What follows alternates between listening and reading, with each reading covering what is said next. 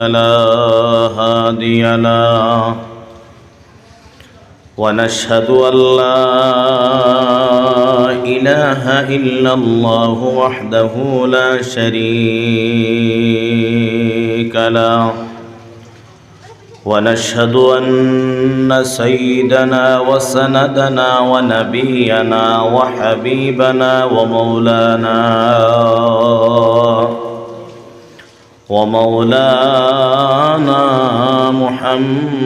محمدا عبده ورسوله الذي أرسله بالحق بشيرا ونذيرا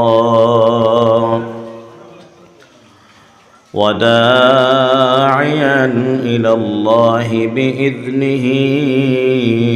وسراجا وقمرا منيرا أما بعد فقد قال الله تعالى في كلامه المجيد والفرقان الحميد أعوذ بالله من الشيطان الرجيم بسم الله الرحمن الرحيم وما خلقت الجن والإنس إلا ليعبدون صدق الله العظيم وقال النبي صلى الله عليه وسلم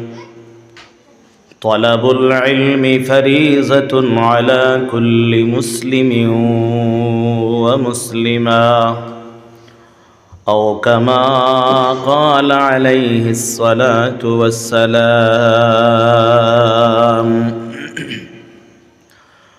وقال الله سبحانه وتعالى إن الله وملائكته يصلون على النبي يا أيها الذين آمنوا صلوا عليه وسلموا تسليما صلى الله على سيدنا ومولانا محمد وعلى آله وأصحابه وسلم صلى الله على سيدنا ومولانا محمد وعلى آله وأصحابه وسلم صلى الله على سيدنا ومولانا محمد وعلى آله وأصحابه وسلم شب زبان کھلیا ذکر ہو کا لا الہ الا اللہ لا الہ الا اللہ لا الہ الا اللہ لا الہ الا اللہ لا الہ الا اللہ لا إله إلا الله لا إله إلا الله لا إله إلا الله لا إله إلا الله جرے جرے لا إله إلا الله لا إله إلا الله إله إلا الله سبحان الله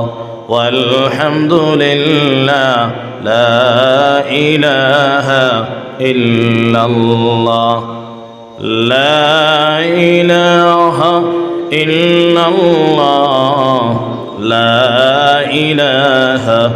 إلا الله محمد رسول الله صلى الله عليه وسلم। সম্মানিত আজকের এই মোবারক দিনী সভার মহামান্য সভাপতি সাহেব, উপস্থিত মুআজ্জাজ ও মুকাররম হযরত উলামায়ে কেরাম, মুরব্বী সাহেবান, নওজওয়ান ভাইসকল, ইটা তো অঞ্চল বাড়িয়ে ঘরে পর্দার আড়ালে থাকা সম্মানিতা মা বনি নহল, আল্লাহ পাক পরওয়ারদিগারে আলমর দয়া হইছে, মায়া হইছে, রব্বুল আলামিনে